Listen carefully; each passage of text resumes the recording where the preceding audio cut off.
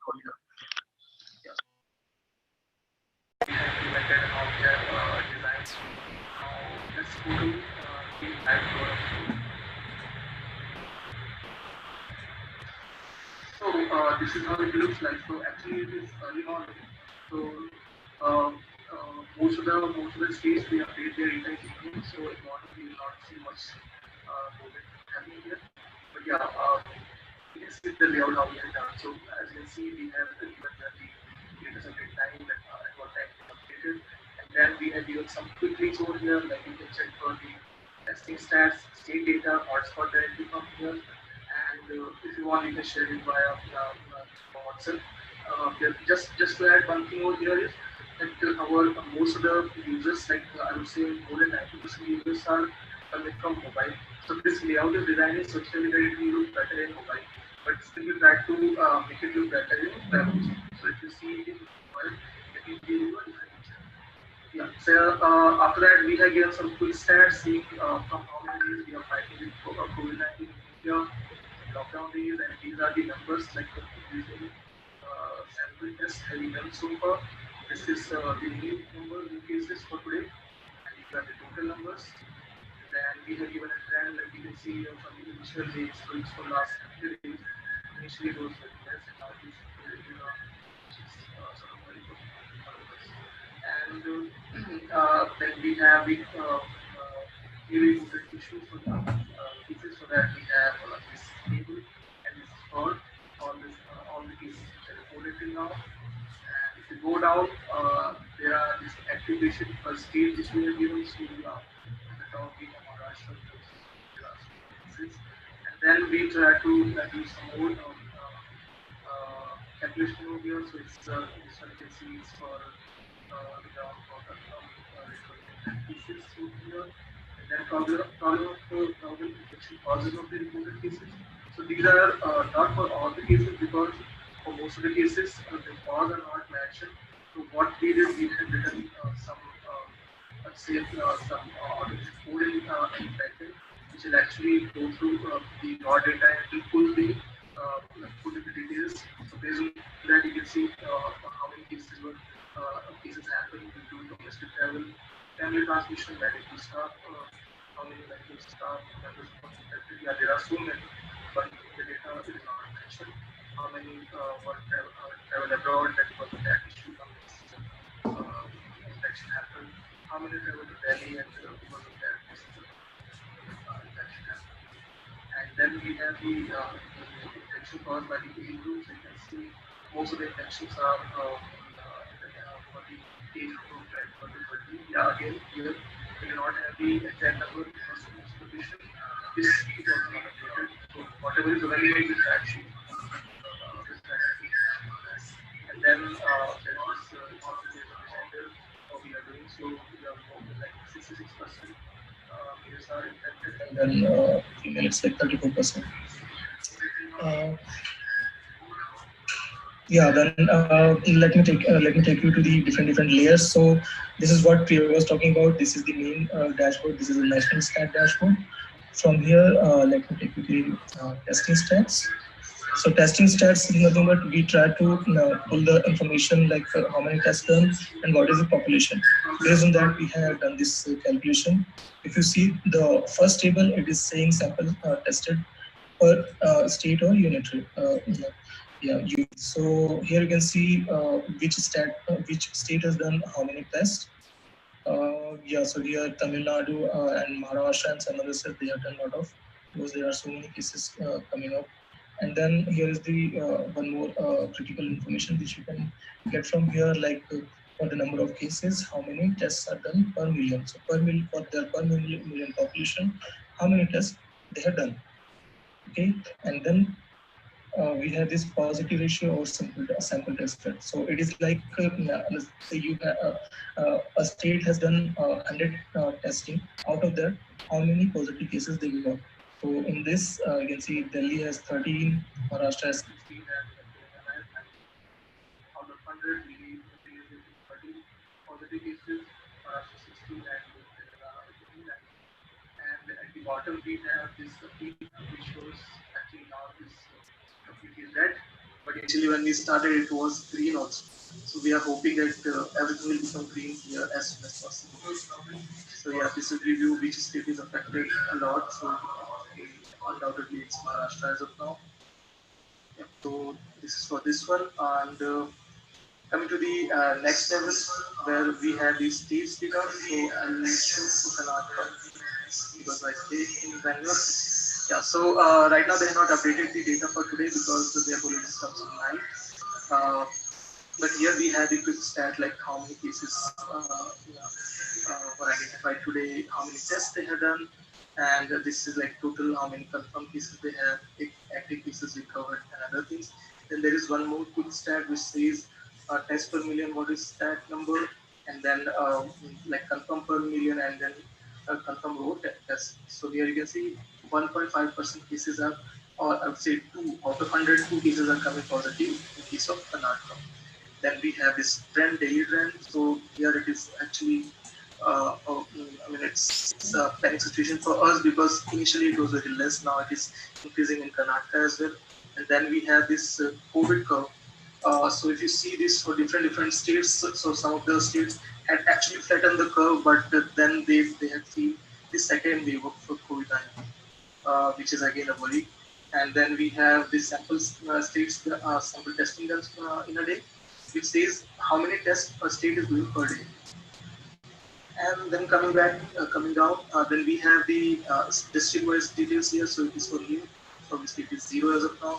But for total, you can see some numbers: how many recovered, how many are active, and how many lost their lives to COVID-19. Then we have this pie chart which says what is the percentage. So in Karnataka, it's hovering around 52%. Then again at the bottom we have this heat map where it shows which area is badly affected and which area recovered. So yeah, this is how you can see this. So this is the next level. And then we had just, I would say 1 week back only, we had added one more level, which is the district level. So now you can drill down to district level as well. So I'll drill down to Bangalore urban. Yeah. So you can see here, there are not much graphs because there is not much to show, but yeah, there are some quick stats which are helpful. So you can see how many cases were reported here, and then you can see the daily trend. So if you see in case of Bangalore, initially very less cases were being reported now, but now from last 2 weeks, Bangalore also started reporting so many cases, which is sort of a worry for all of us. And because of this, containment zones are also increased. And this is the trend for recovery, how a recovery trend looks like for Bangalore. And then this is the number which the patients who lost their lives to COVID-19. So if you see here again, we have a pie chart which says how many recovered, how many active. So initially this recovered was like was 60-70%, but it has come down to 48% because of this initial new cases. So now, apart from this, the main thing which we for which we started this was the containment zone. So here you can actually see what all containment zones are available for any district. So I go for Karnataka.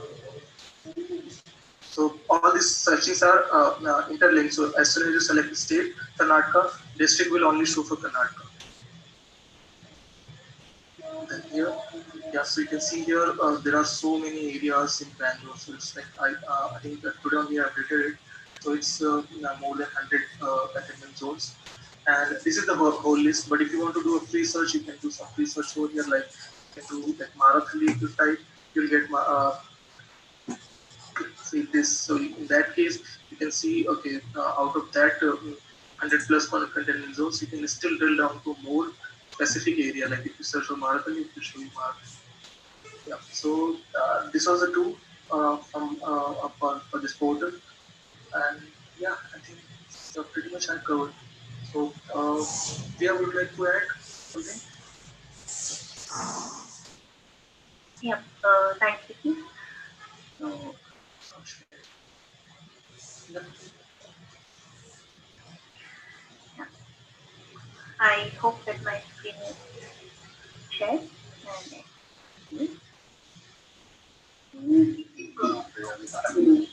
and okay.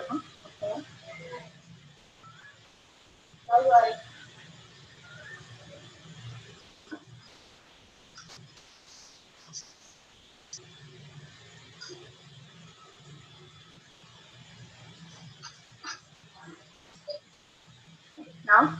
Yeah, we can see it now.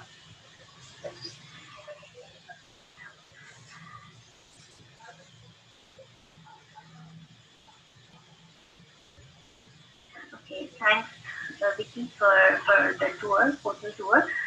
So, so just we are already towards the end of our presentation. So I just want to share some quick stats about the football on our portal till date. So as on June 13, like so yesterday, we had 3.6 million visits, and then the hits and the average hits you can see that for the last 10 days, like one at an average it is 1.6 lakhs. Um, and then the peak which we have seen till date is like 2.04 lakhs, and the request per minute being 128. So that is the maximum which we have seen right now, and and of course this has given us a lot of learning at the personal level as well, because in this situation when all of us are like stuck at home and then lockdown, and they're not in leading a normal life as we used to do, that it used to in the pre-corona period, time. So it really feels amazing when we can touch thousands of lives, and then you see each and every visit that comes to our side, that we can still touch those lives, even though it is remote, but then you feel that yes, you're reaching out to people over there. And yeah, two more things which we both, Vicky and I were discussing yesterday, that yes, we have realized so many things, that it's again proven that in our largest democracy, it's the underprivileged life is still not here, and it's again it's always been taken for granted. And every time we look at the dashboard, it's not that it just doesn't appear as numbers over there. It really gets translated to us that someone is still going down with COVID-19 today, and someone has won the fight and they're recovering, and someone has lost their devices. So it's great learning for both of us, and it keeps us engaged with people, and and we are happy to share this with all of you, and we would very much welcome the feedback from all of you. Thank you so much. Hey, thanks a lot, guys. This dashboard really looks very informative. And yeah, I had a couple of quick follow-up questions if you guys are okay with that. Sure.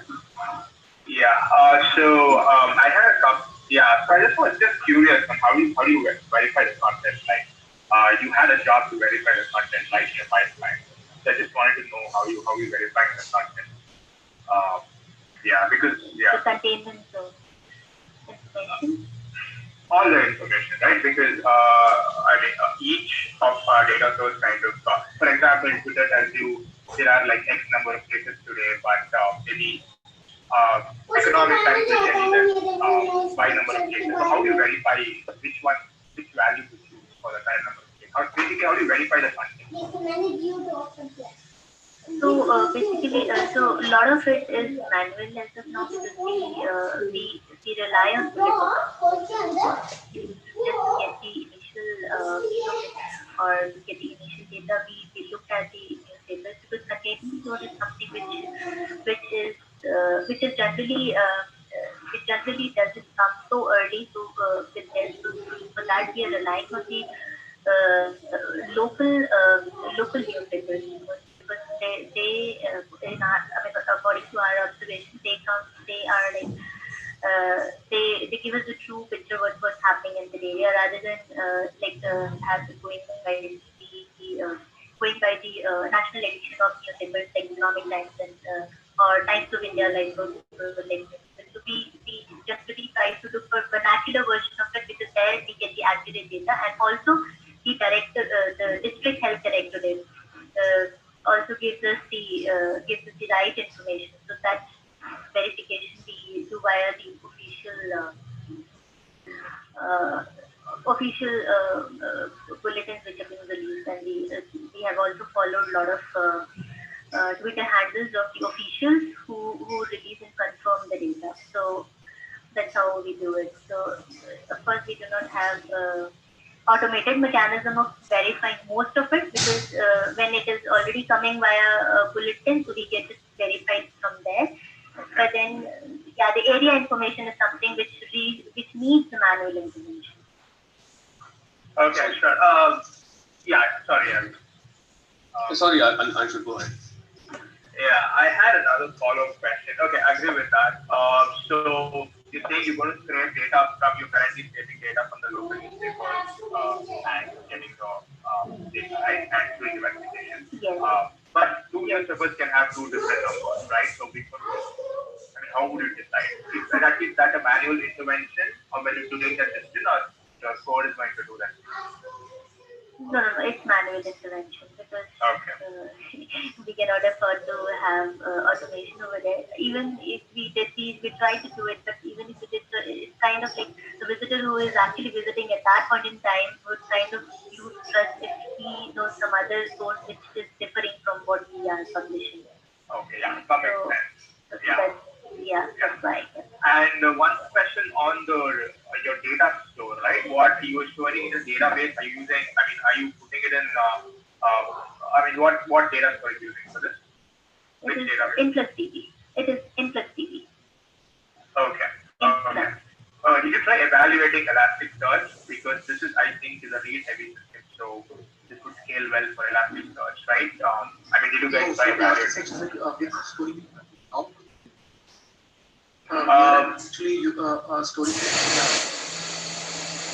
Right. So, Elasticsearch, I mean, Elasticsearch is a direct connection.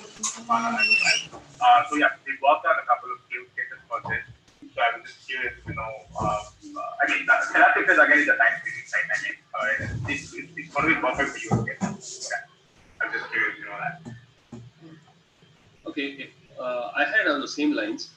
The data which you get, right, like number of, like for state you got like Karnataka, you got local, you say you get the data from the local newspapers. Now I was wondering, like, because you also get the patient data for the COVID-19, like when you have this, you have responsibility to get all the data.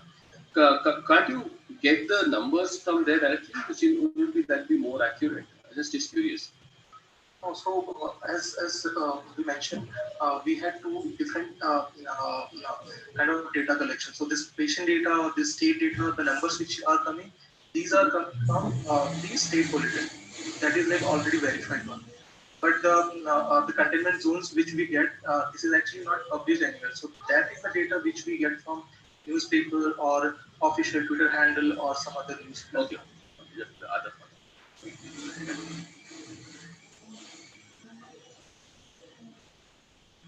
Okay, thank you. Also, are you hosting this on GCP or are you hosting this on? So initially we started GCP. We started. Okay. It was costing a lot. Then we moved to DigitalOcean. Okay.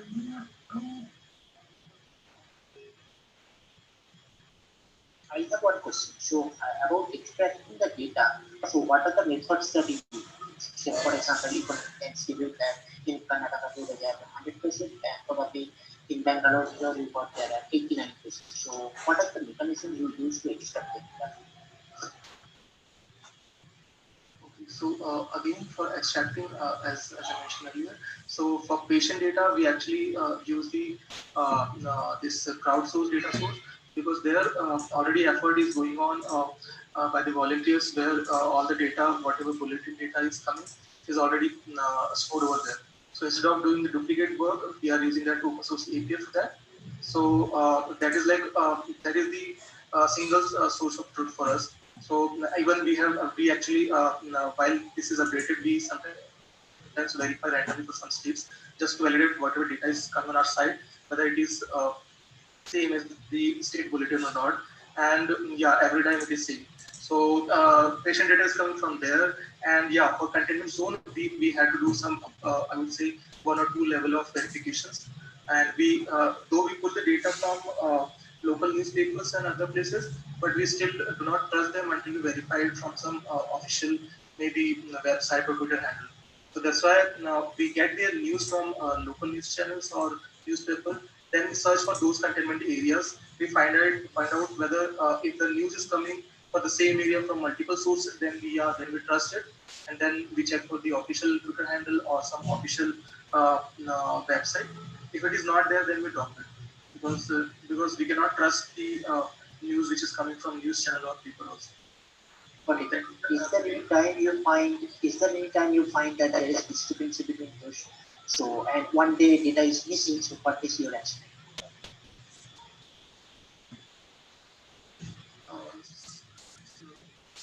I couldn't hear Okay. I think my network was bad. Can you please come Okay, again? okay.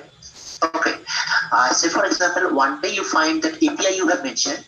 So if probably one day API is not up, so what is your action item on that day?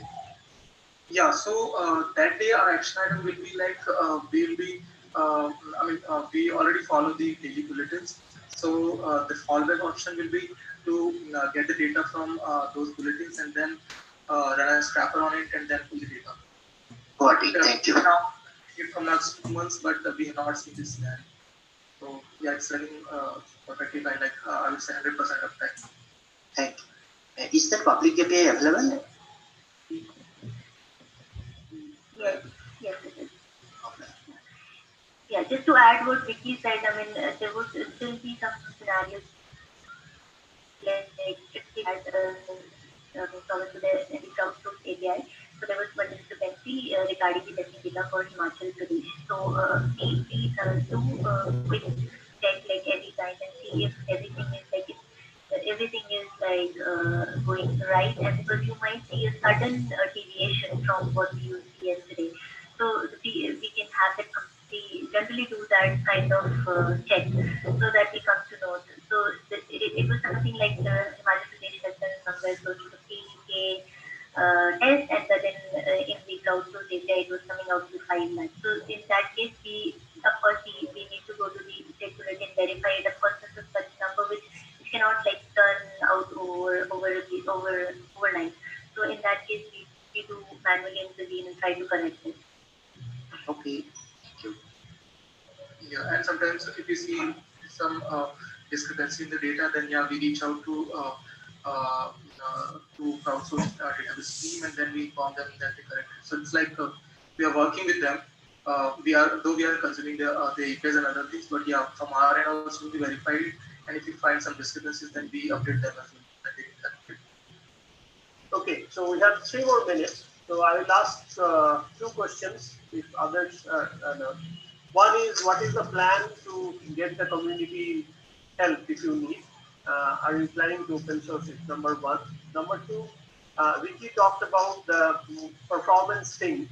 So what was the trick, whether it's a code or capacity tuning, which changed the timeline of crunching the data from 20,000 users for 6 minutes to 2.5 lakh or 3 lakh users for 3 minutes? Okay, so I would like to answer the second question first. Yeah, so it was actually the code modification. So as I mentioned, initially we had no idea how we are going to plot the cast and other things. So we were putting the data in a raw format. So it's like you can imagine it like for 20,000 patient data, we were inserting the 20,000 entries, and then all the query and everything was happening on those 20,000 lines. So when we finalized, okay, our the portal will look something like this. Then after that, we started fine tuning our scripts, and then we modified and we had done all the aggregation, everything in the initial state. So whatever we had done, it was from the coding part. So yeah, and we were using the same compute. And second question, I think Priya, would you like to answer? Should we? When should we open source? Yes, so yeah, we would also like to have many hands in here, but right now with we're not getting time because of our workload and everything. Because sometimes it becomes really overwhelming doing the same regular routine work, and we work from home everything together. So we want that we want to have many hands in terms. So we are planning that we can do it in phased manner. But again, here the problem comes like which things to open up first. So we are still having discussions, myself and Vicky, and we are looking into the way so that there is a structure around the contagion zone collection data collection right now, because that's something which is critical and time consuming, and the volunteers in that case would help us. So that is something we are trying to come up with some kind of Google sheet from where and verification links as well, so that we can very well go and see how we can inculcate everything into our system. So yes, we have plans, but timeline, if you ask me, then not pretty sure, but we would like to have it soon. Maybe I'm not sure. Maybe by end of this month or something. We would try to finalize everything and put it in a structure so that people can do it via formal channels and not facing Thanks, harassment. Priya and Vicky. So you have this community behind you. So we have roughly around, not roughly, 2,000 plus members. So reach out to any one of us, or who is in your organization itself. And Anshu, me, Rajneesh, we are all available. So ping us, and we can get you connected to this community. Thanks for your time. We are a minute late for the next Thank you. Uh, Thank you so much, Devansh, for having us here. Thank you. Please stay on for the next talk. Sure. So let Rohit have the screen. Rohit will talk about how to reduce production incidences the way Google does. Over to you, Rohit.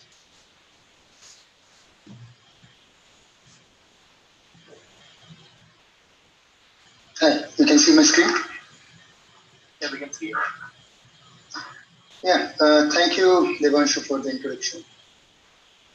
And so I'll be talking about shrinking production incidents.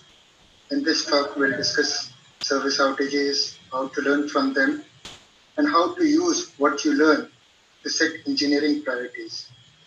Then we will discuss how to approach specific engineering tasks that target reliability weakness.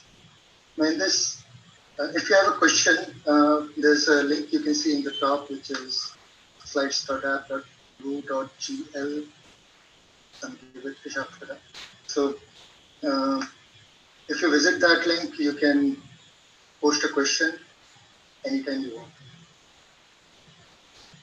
So who am I? My name is Rohit, and I'm a site reliability engineer at Google. I've been at Google for about a year and a half now. Before that, I worked at multiple startups of different sizes, from a bootstrap startup of less than 10 engineers to a unicorn startup with thousands of engineers. I've been working on managing production systems for about 9 years now. As a benefit, I've witnessed problems that companies face at different stages, scale, and complexity. Today, I'll be talking about shrinking production incidents and sharing some of my learnings at Google. I'll be discussing everything in the context of SRE. So let me do a quick SRE refresher so we are all on the same page. SRE got started because Google leadership discovered traditional ops doesn't scale. SRE is the result of turning ops into a software scalability problem. At a high level, benefit of aligning incentives across business units, allowing for high development velocity while enforcing reliability. The fundamentals of SRE are error budgets, SLOs, or how reliable your service needs to be to satisfy your users, and blameless postmortems, which I'll be talking more about it in a later slide.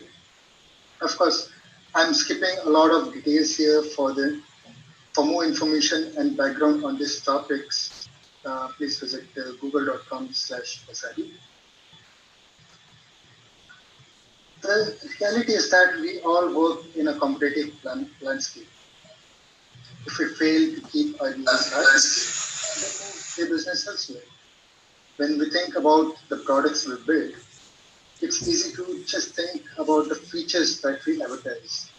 But today, I'm going to talk about the most important feature of any product, which is its reliability. Without that feature, and dare I say, none of the other features will matter at all, since there won't be users left to enjoy it. Okay, so let's look into the outage timeline and user happiness. When we talk about reliability, we talk about service disruptions or outages. In a large, complex, constantly changing systems, it's not a question of if an outage will occur. It is a question of how often and how impactful they are. Let's look at how a service outage affects user happiness and define some vocabulary about outages. In general, user happiness falls when the outage is ongoing and rises during periods of stability. So let's break down this into phases. So an outage begins, and after some time, if an alert fires and it is acknowledged, now the triage begins. So this is the time to detect an outage. After some time, the issue is mitigated. This is the time to mitigate. And sooner or later, the next outage begins. This is the time between failures, the difference between the first outage to the time between the first and the second outage. So what did this outage just cost you? There are direct costs like lost revenue. There may be people who are now frustrated with the service and they are never coming back. And some friends that people may have brought in will never become your clients. How much bad press does this outage generate? How many anecdotes, for example?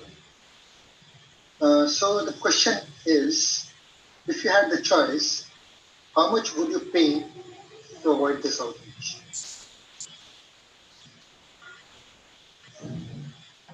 Postmortems.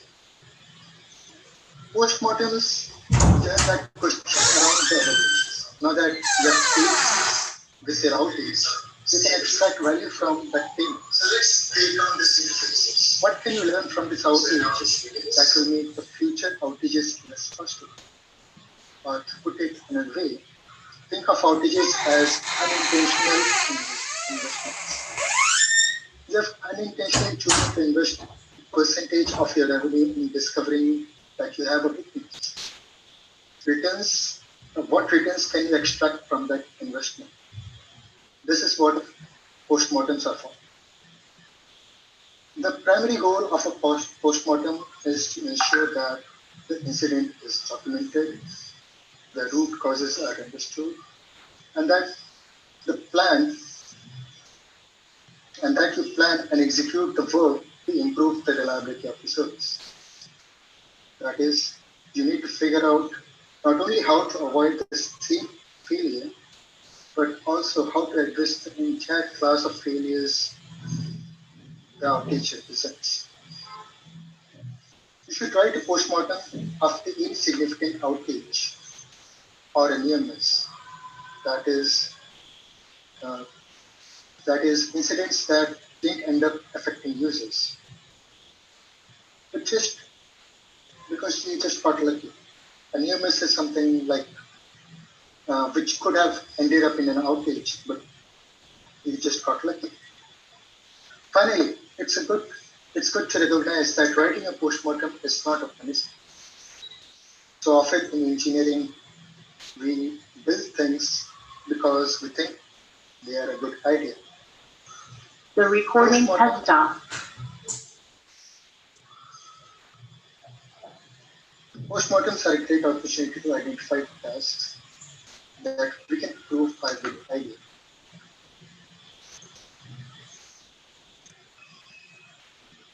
Hey, sorry to interrupt, the recording stopped. Yeah, so I just stopped it because I think Rohit had mentioned that we don't need to record this. Okay, that's okay. Okay. So blamelessness.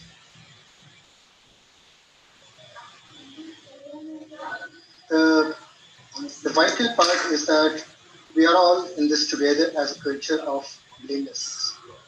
For example, say an on-call engineer received an alert for an outage and reacted by manually restarting servers that were running out of memory. This caused a cascading failure and prevented the remaining healthy servers from successfully serving any traffic, making the outage more severe. Now, why did the on-call engineers restart so many servers at once? Postmortem could state that restarting servers was standard practice since it has fixed so many problems in the past.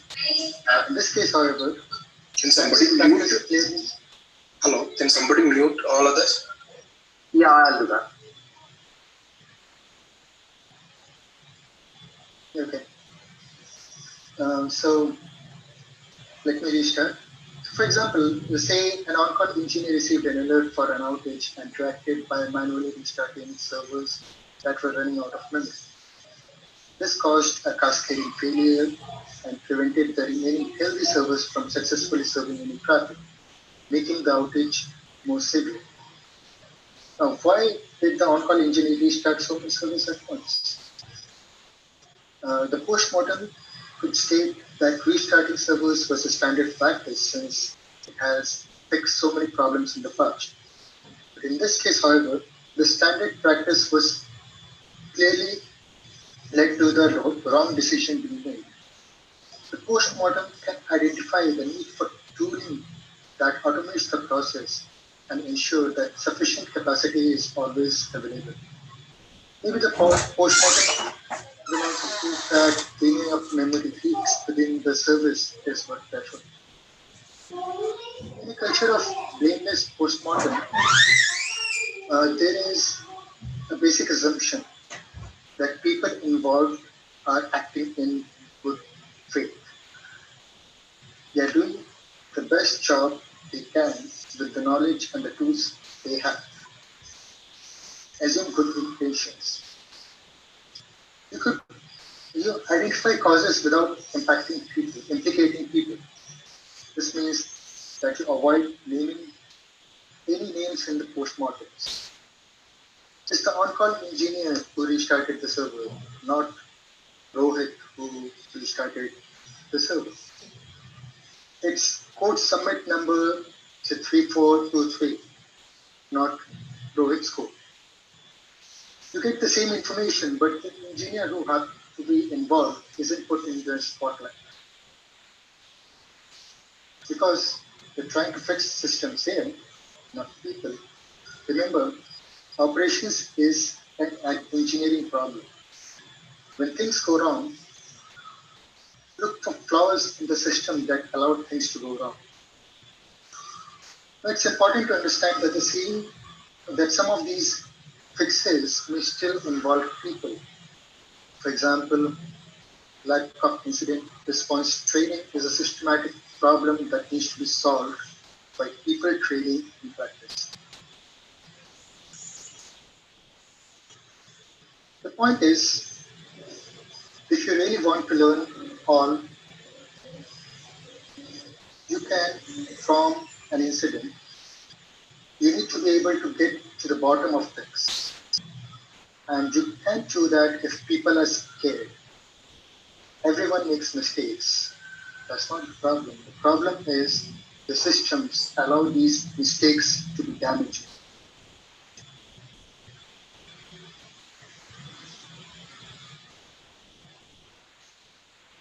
once you have a critical mass of postmortems, patterns will start to emerge and you will be able to identify where you should focus your engineering effort. This is, of course, not an exhaustive list, but there are some specific engineering tasks that we have found have a strong impact on improving the three outage lifecycle phases. Tasks that improve the time to detect are about defining and measure failure. Tasks that improve time to mitigate are mostly about preparing the responders and their environment. And the tasks that improve time between failures are mostly about engineering discipline.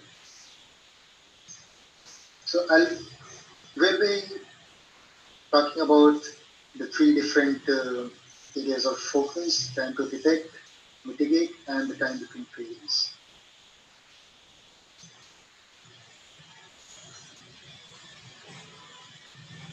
We're going to shift focus here. Okay, let me just check the chat as there are few things.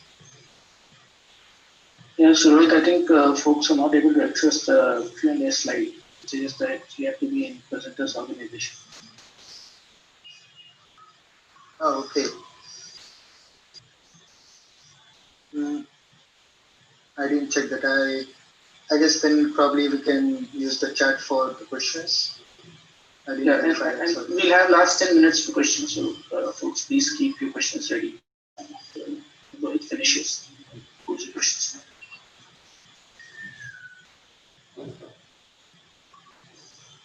Okay, so end of the question. So you can just use the chat. Anything else? No, that's it. Please go ahead. Okay. So we're going to shift focus here. So the presentation will become less or more relevant to your job role.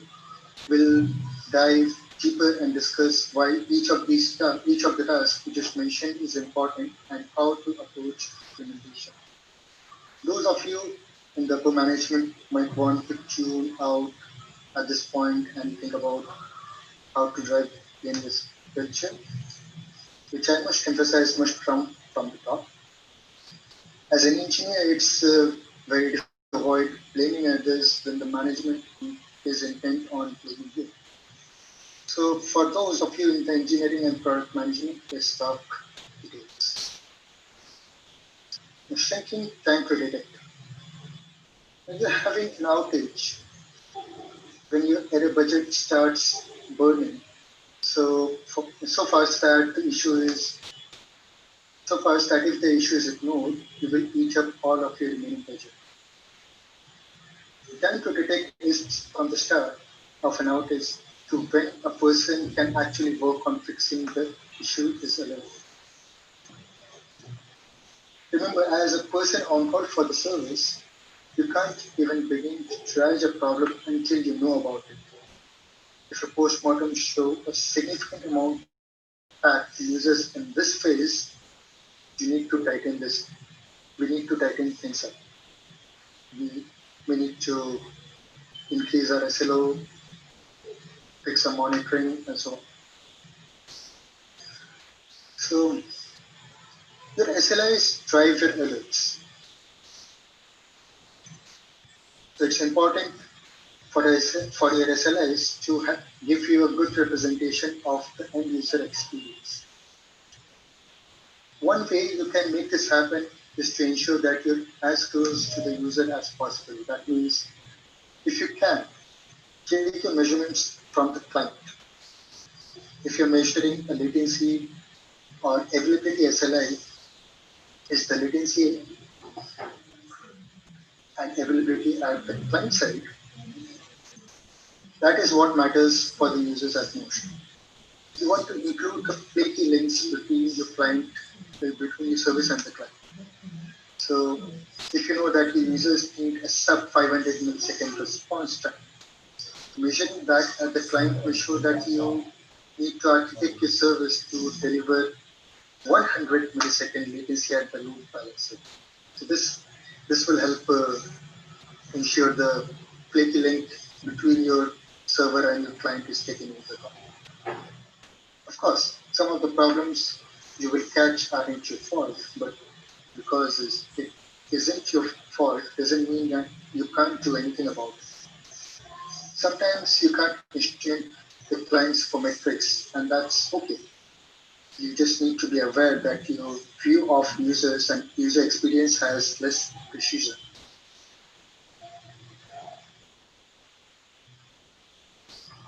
Another way to clean up your SLI is to verify them against external sources. A good SLI will be up when your users are satisfied with the service in real life and will be down when your users are frustrated. For example, if your SLIs show you are having a major outage, but none of your users are actually complaining, maybe you are measuring the wrong thing, talk with your users. Maybe just monitor Twitter or find out exactly what bothers them and what doesn't, and adjust metrics to use your SLIs accordingly. Just as you iterate with your SLIs, you need to iterate on your SLOs. Your SLOs are your target values for SLIs, and you need to align them with your users' expectation. It's it is not usually obvious what your users actually need. So you should adjust your SLO target over time as you learn more.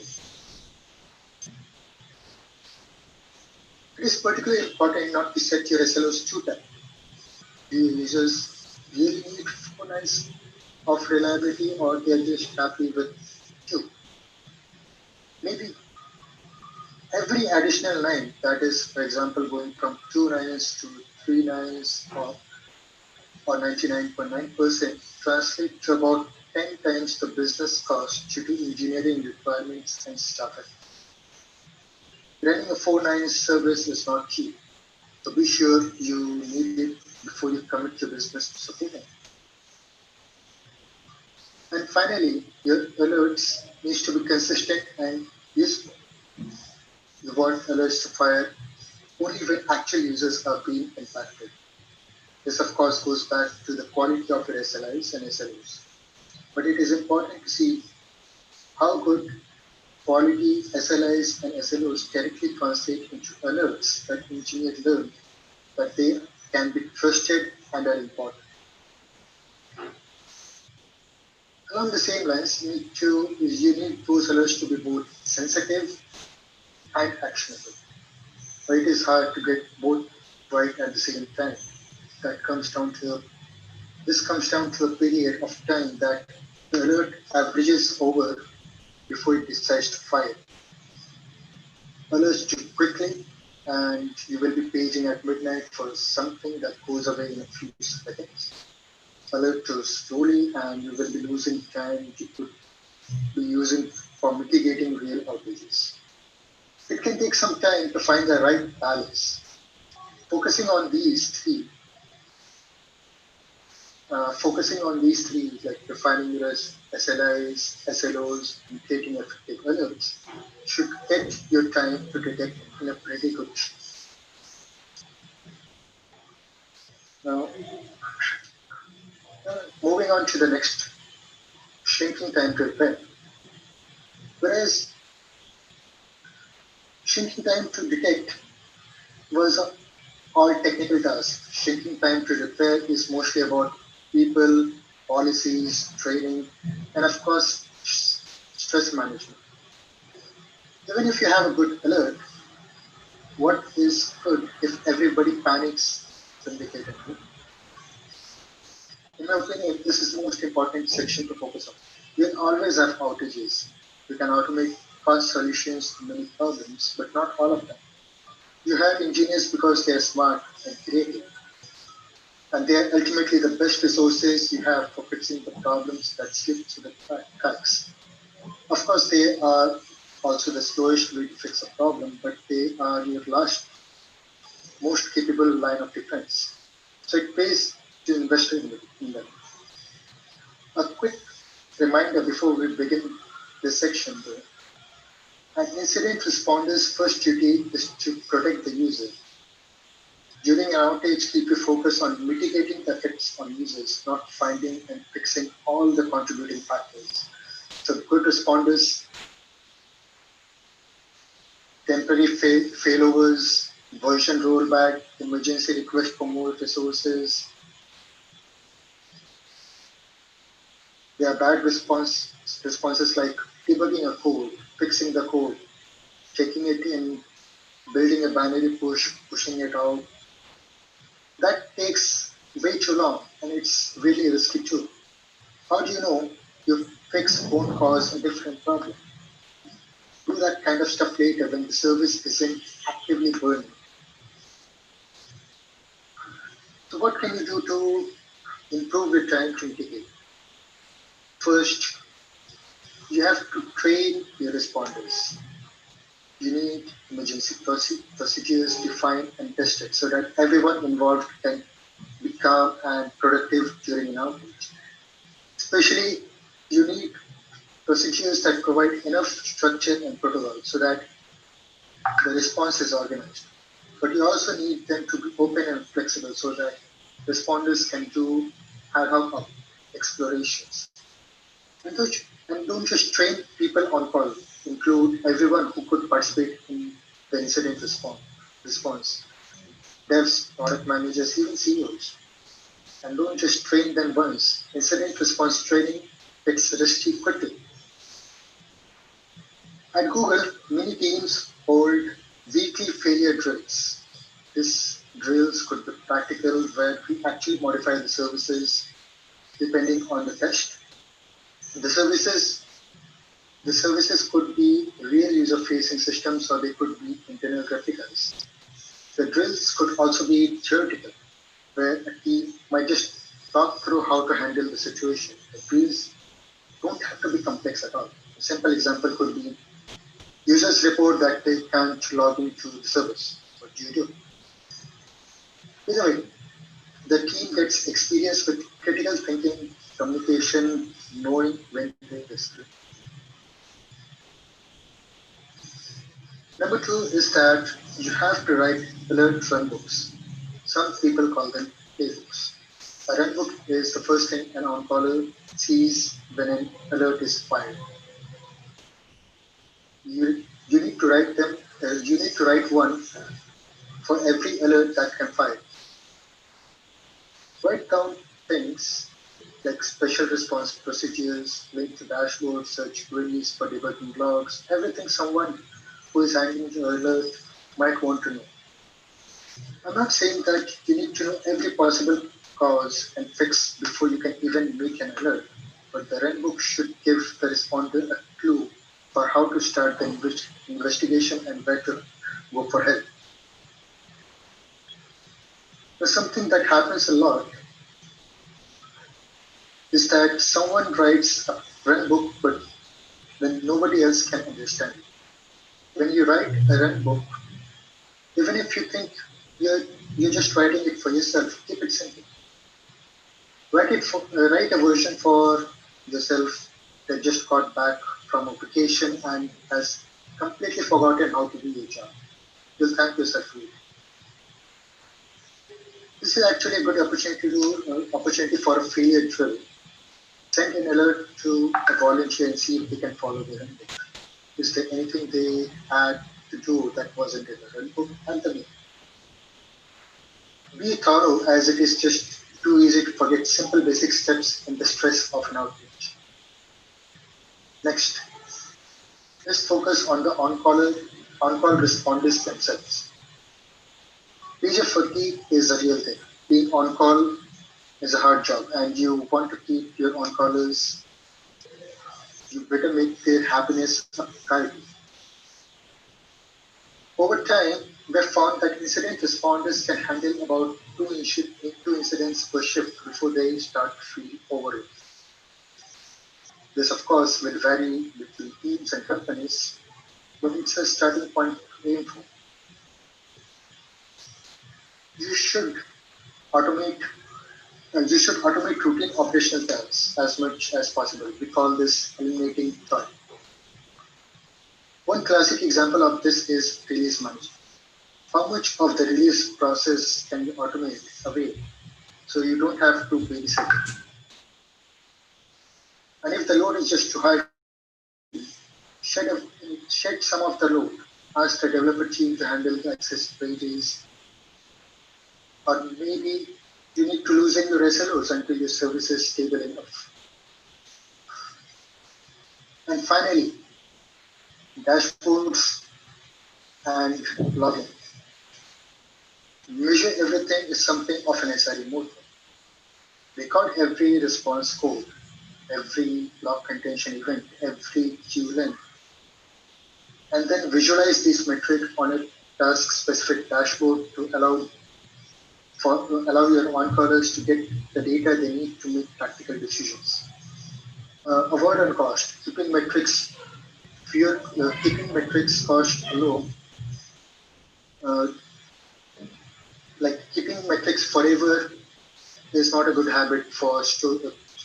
So it is a good idea to set retention limits for your metrics low for only so it is a good idea to keep retention long enough for only the metrics that you need for a long time.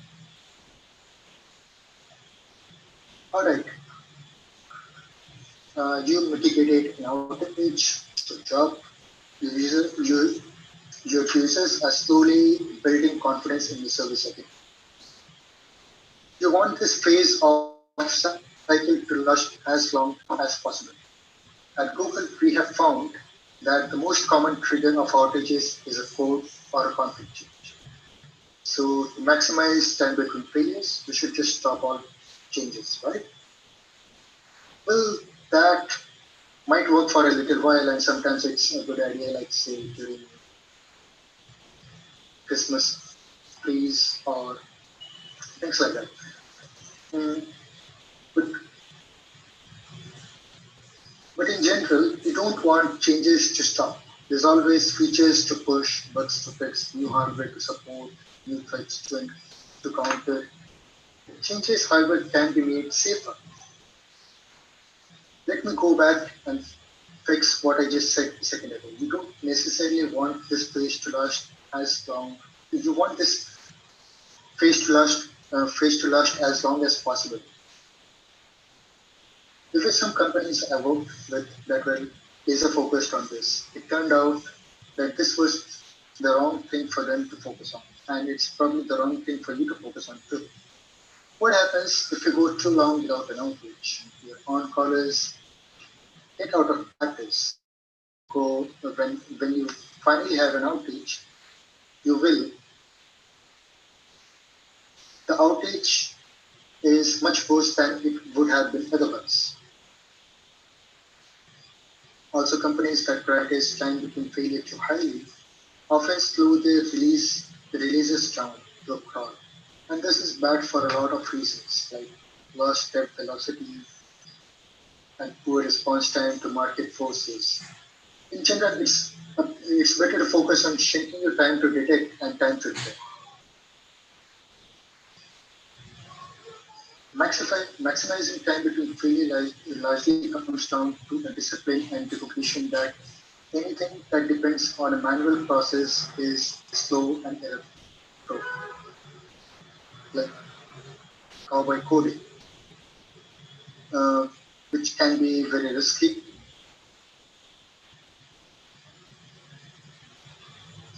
Forward and backward compatible. Are your changes always backward compatible? If they are not, it poses a greater risk. The next point is the same as the first one, but it is good to say twice: redundancy. Foster a culture of quality, code reviews, test coverage requirements.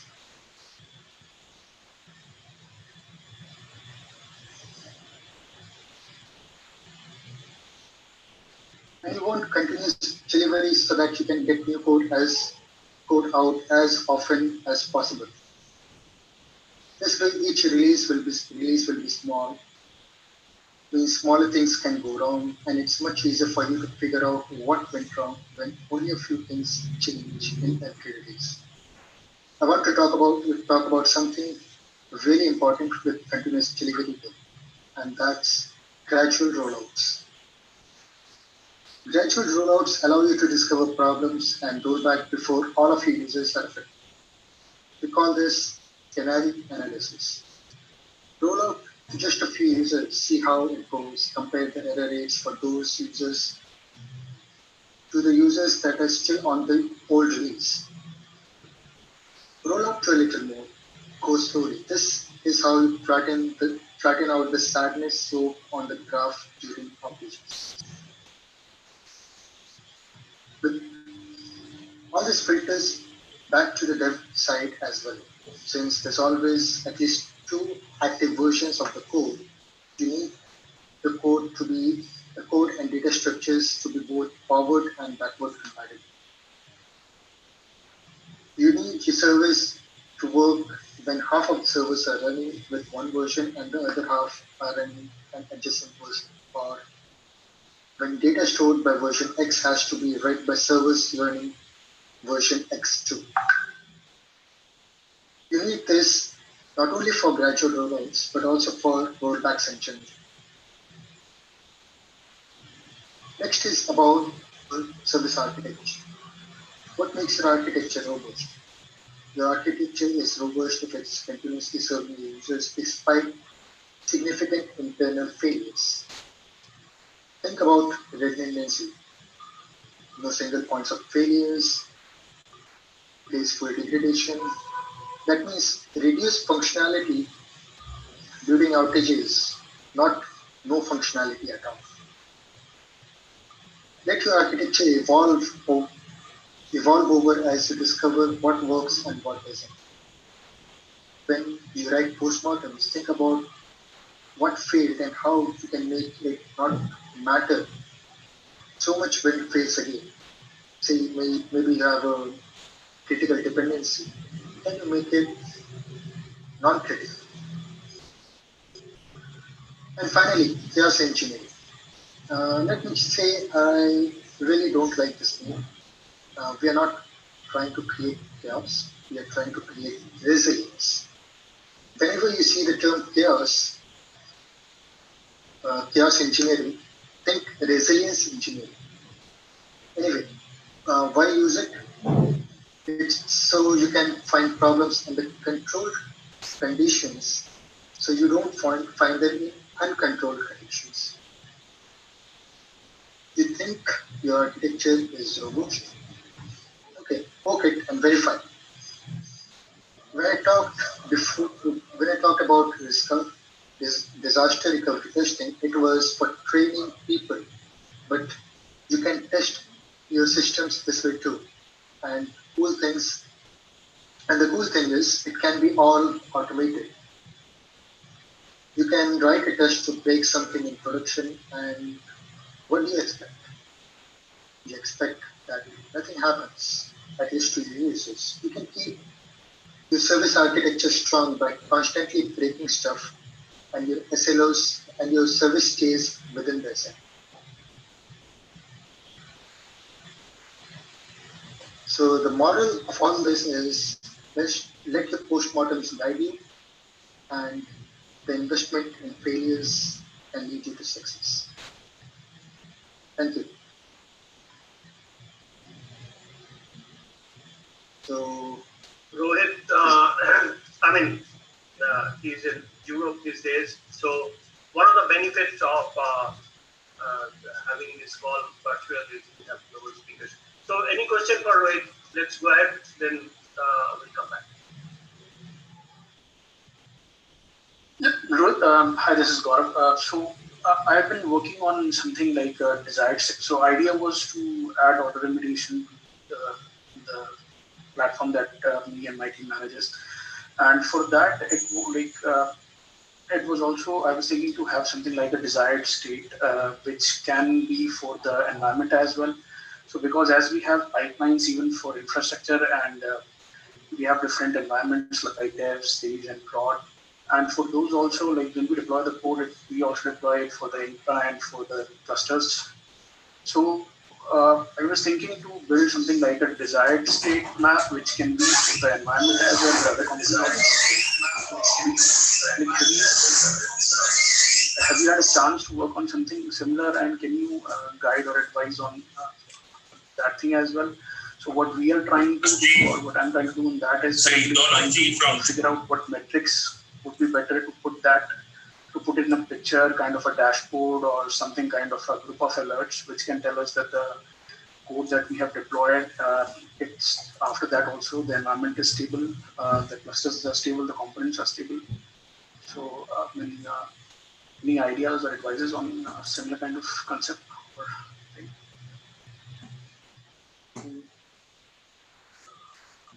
Yeah, so let me try to restate what I understood. Like you have different environments, and the problem you're trying to solve is that you want to have a dashboard to understand if the changes you're making, say the changes you deployed in one environment will reflect the same metrics in the other environment, and what metrics you should look for. Is that right? Yeah, yeah, and later on we can use that similar dashboard or similar desired state metrics, which can help us to trigger auto remediation.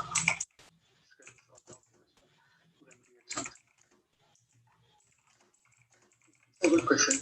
So I, I would say there's no one single answer to this, and it may depend on your service architecture and your service. Uh, the number of environments can also vary. Like they may be like dev, staging, maybe daily builds or automated builds or environments, production environments, canary environments. They can be like as number of environments as you want, and it all boils down to like how how much uh, how how much things you want to how slow you want to go to flatten the sadness curve. So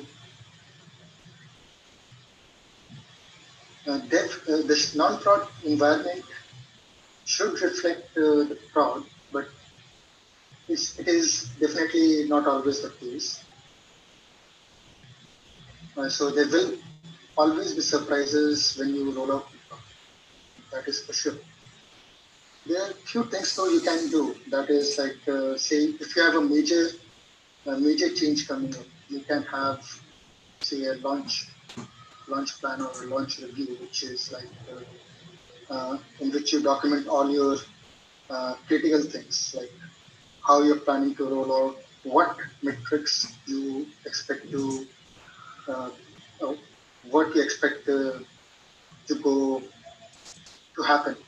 Like what are the metrics you say you have a bug fix for latency improvements. By how much percentile you expect the metrics to improve, and so on. What is what are the risks which can happen? Like maybe the latency instead of decreasing increases. What is the safe rollback plan? Of course, gradual rollouts is another thing, which is like you roll out to a few users and then you roll out to more users. Now, there's also another thing which you can think of, that is, are you using the same tools for both production and non-prod deployments? That would also kind of keep the difference between prod and non-prod less.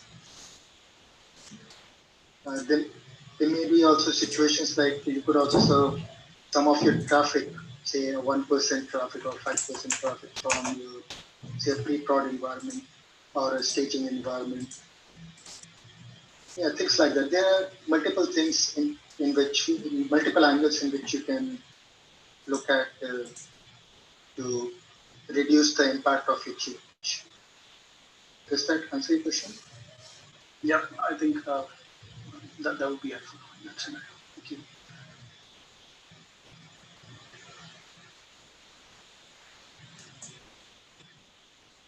Any more questions for question? Rohit?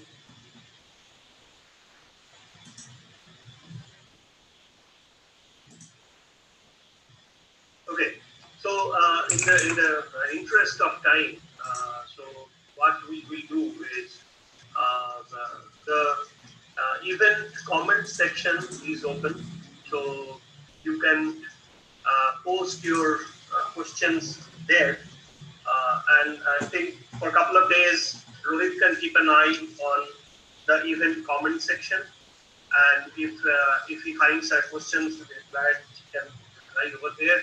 And any other format of Q&A between listeners or the community members and the speaker is open. Anshu, would you like to add something, or Anish? Devanshu, Little here. Sorry to interrupt before Anshu pitches in. So this is regarding the chaos engineering. So one example for this is the chaos monkey is used by Netflix. So are there any models which actually suits say medium-sized organizations or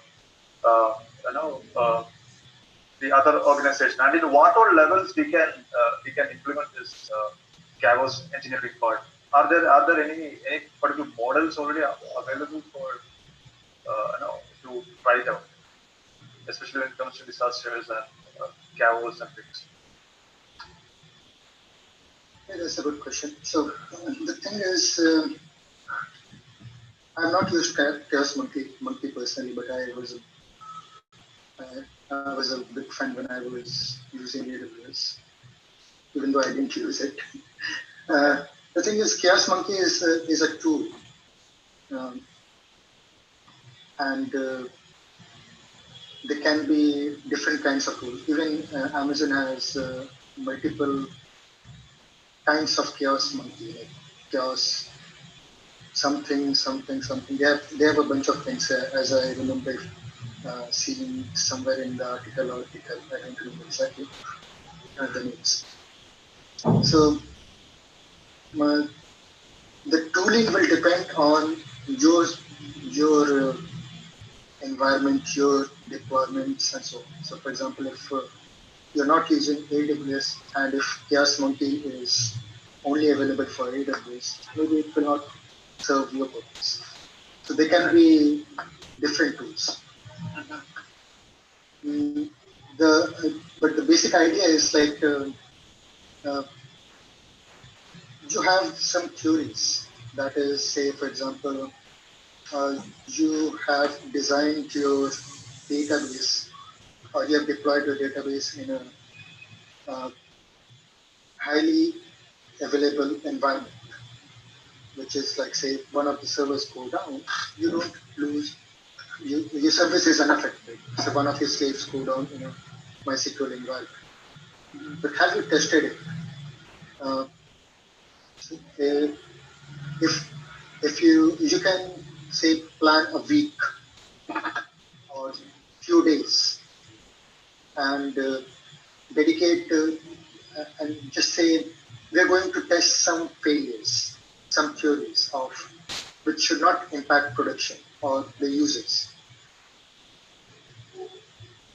If if the on-caller notices nothing or whatever they notice does not affect users, everything is fine. The query is tested. And if it affects users, probably uh, you have a quick rollback plan and you have a bigger return on investment. That is, what can you do to make sure that does not happen again. Like the theory holds true when the real outage happens. So, yeah. So, for example, say you have a lot of time. What happens is that you may be over delivering than your promise. Say you have internal SLO of 100 milliseconds, for the API to respond, but you're always delivering at say 15 milliseconds.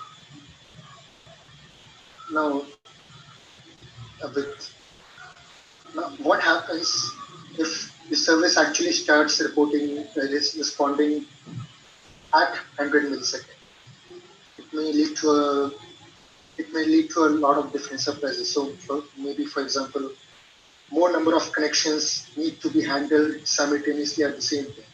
That may increase say 20-30% load on your servers, and maybe you don't have enough servers provision to handle that kind of load, and yada a lot of things can one thing can trigger the another, and you have a major outage on board. So you can have you can create a test plan or chaos engineering plan to test this theory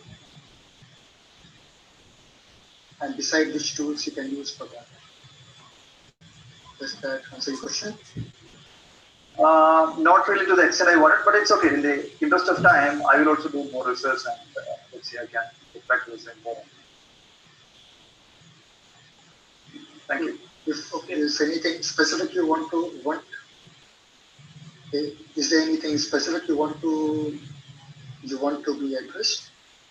Yeah. So specifically in the sense, so some of the chaos part, the chaos engineering part is limited to the applications in my understanding,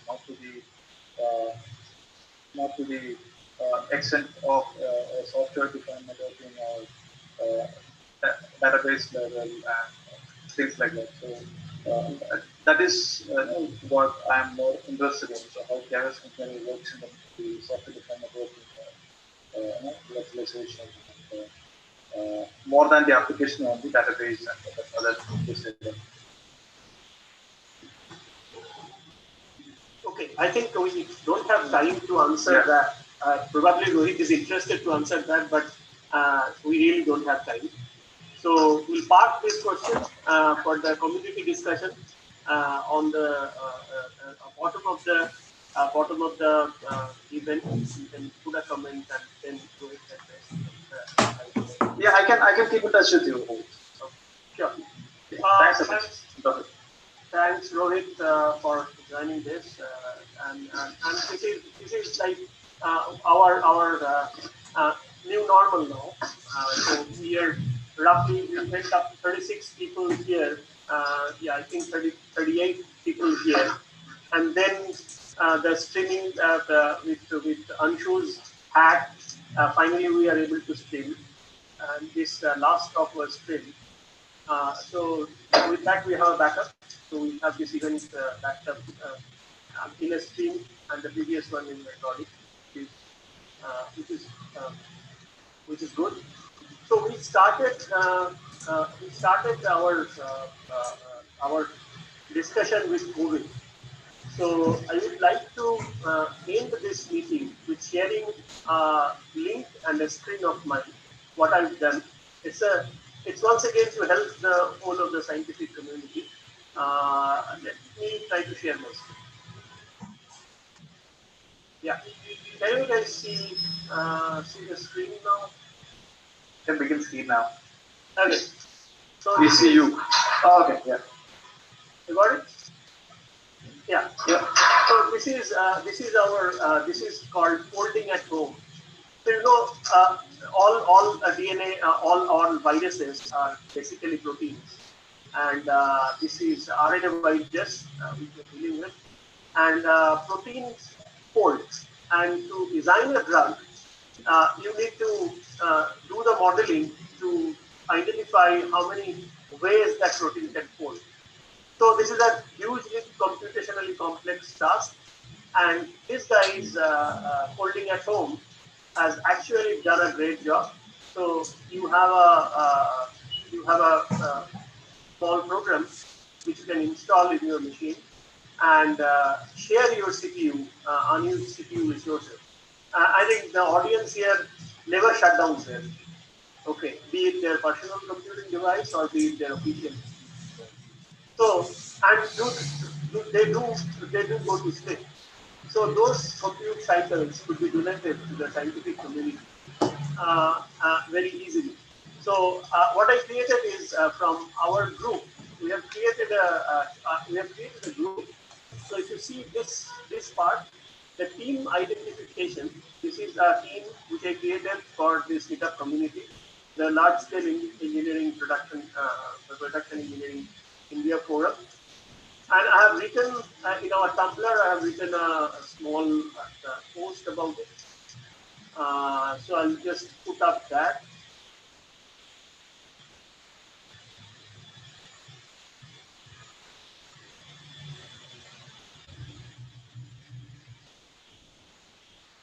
Yeah. So how to join this support is covered here.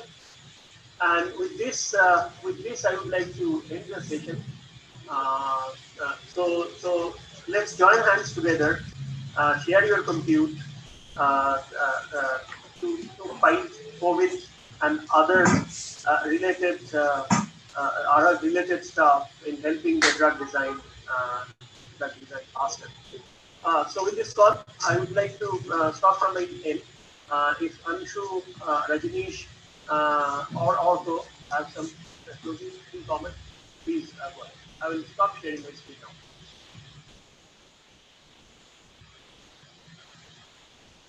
Yeah, so just quickly saying, right, I think... Yeah, Anshu. But it's been an interesting time, right? Like we started off in last session doing this remotely. Like I was saying that today, at least we have Rohit who is joining us from 3 hours time zone away, but otherwise think of it that, hey, we are all sitting about 45 minutes of Bangalore traffic, 10 minutes of nighttime traffic. It kind of brings on to a different dimension as to how we'll continue going forward. So yeah, today's was another interesting session where we learning about the entire COVID scenario, or rather how some of the teams are presenting these data sets, right? And everything that Rohit spoke about. These two topics I think were definitely interesting, and I'm sure will be helpful for the community as well. I think going forward, what I would suggest or recommend to the rest of the folks on the call is that whatever they are doing, I'm sure it would be of interest to the rest of the community as well. So please do reach out to Devanshu and rest of the organizing team via the meetup page and recommend what talks is it that you would like to present, or what talks is it that you would like to see, right? So yeah, that's what I would like to say. Yeah, that's all from my side. Thanks. Yeah, I think I want to say a big thank you to the presenters and the attendees. They have spent time. So keep doing the awesome work and keep the world running, because it's our job. So I think big thank you to everyone who joined and shared their findings and learnings and the awesome job they do. Thank you. Srinivas, any passing comment? Nothing. I'm good. Like as usual, I always get to learn something new every time I come here. So that's why I'm here. And I guess it's the same thing for other folks also. Every time, like every LSP I've attended, I've always learned something new. Thanks for the presentation, actually. Thanks to the presenter. Thanks, Walmart, and Gaurav for hosting us. So we'll be regular on this. We can increase the frequency. We are actually planning to increase the frequency of the event because meeting online is becoming easier. So we'll keep you posted. So we have multiple channels now to follow. One is in LinkedIn. Rajneesh is managing. YouTube, Anshu has created our separate channel. So we post some old videos there. So do get in touch, and obviously Meetup and Tumblr are there since way long. Once again, thanks the presenters, thanks other participants, everyone, and thanks Walmart for hosting the event. So Gaurav, I would like to end the session. So everyone can unmute and set of clap for everyone. Please unmute and have a round of clap.